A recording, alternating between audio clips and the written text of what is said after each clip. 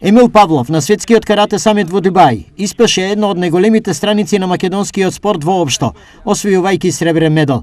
Огромниот успех за Павлов и целата нација беше причина за него, штипскиот градоначалник Иван Јорданов денеска да организира прием. Ние како општина Штип ќе дадеме еден скромен допринос, една благодарност до светскиот вице шампион, нашиот сограѓанин Емил Павлов, кој што не направи горди како град, не направи горди штипјани, не прослави на светски рамки.